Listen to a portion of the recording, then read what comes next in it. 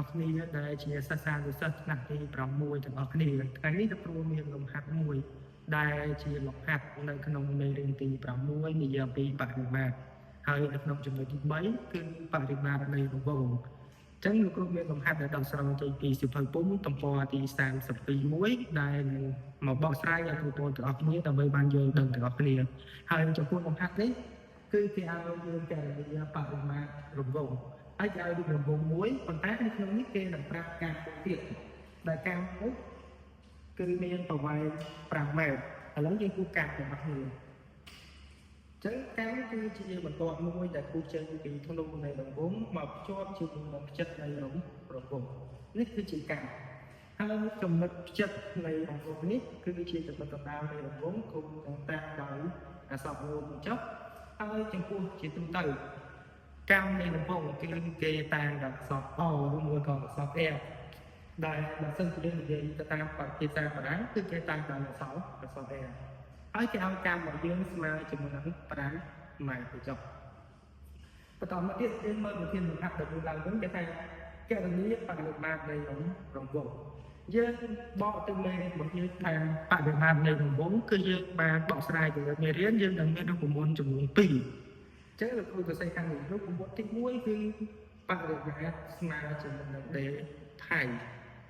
ហើយរូបមន្តទី2គឺបរិមាត្រដដែលបរិមាត្រនៃរង្វង់ដដែលស្មើជាមួយនឹង D ថៃប៉ុន្តែកន្លែងនេះនៅតាមមេរៀនរបស់យើងគឺយើងស្រាយបានថៃតម្លៃថៃរបស់យើងស្មើនឹង 3.14 ជាទូទៅថៃស្មើជាមួយនឹង 3.14 ចំណុចអត់មានការកែប្រែទេហើយយើងមើលទៅលើប្រធានលំហាត់របស់យើងបើសិនជាប្រធានលំហាត់របស់យើងនៅត្រង់រូបរបស់យើងនេះគេប្រាប់អង្គផ្ចិតយើងត្រូវប្រើរូបមន្តទី1គឺពាក់ព័ន្ធជាមួយនឹងអង្គផ្ចិតប៉ុន្តែនៅក្នុងប្រធានលំហាត់របស់យើងនេះគឺគេប្រាប់កាន់អញ្ចឹងបើសិនជាប្រាប់កាន់គឺយើងប្រើរូបមន្តដែលពាក់ព័ន្ធជាមួយនឹងកាន់នេះគឺបរិមាត្រស្មើជាមួយនឹង2 5 ម៉ែត្រដល់គេនេះគឺជាបរិមាត្រតោះឥឡូវយើងមកបកស្រាយលំហាត់នេះជាមួយនឹងគ្នាតោះឥឡូវចំណងរបស់យើង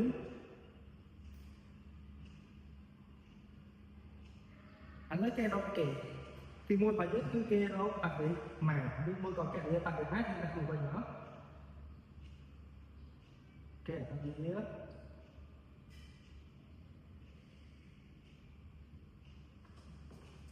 បរិមាត្រហើយយើងមើលប្រធានលំហាត់គេប្រាប់មកគឺគេប្រាប់ជាកាន់អញ្ចឹងតែរូបមន្តរបស់យើង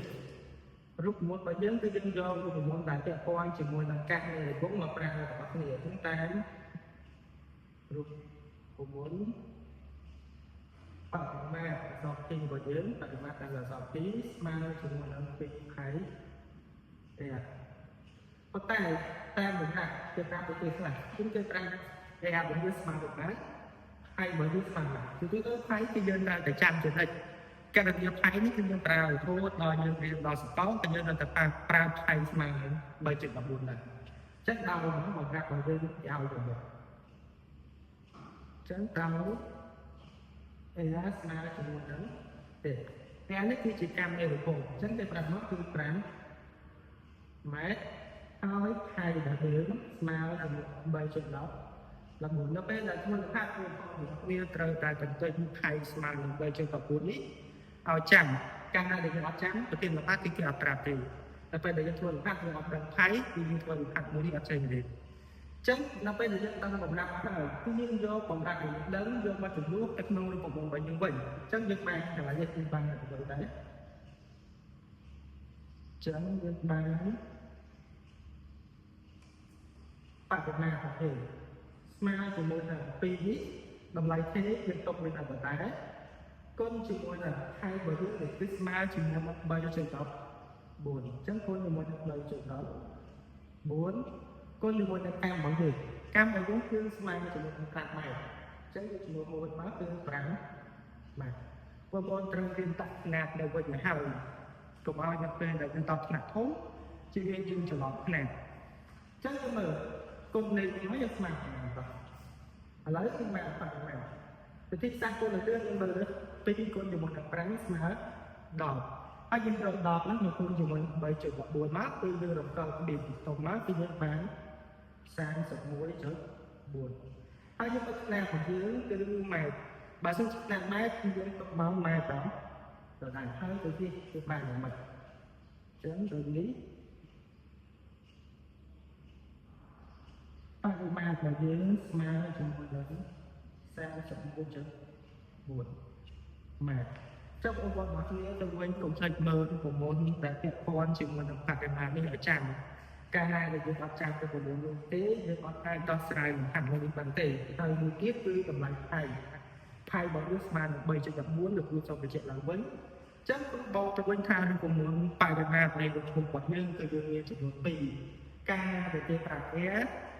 គេប្រាប់ជាកាន់យើងប្រើពីមុនដែលពាក់ព័ន្ធជាមួយនឹងកាន់នេះការណាដែលគេប្រាប់បង្កប់ចិត្តគឺបង្កប់ចិត្តជាទូទៅតាមអក្សរ D អញ្ចឹងយើងប្រើពីមុនដែលពាក់ព័ន្ធជាមួយនឹងបង្កប់ចិត្តនេះអ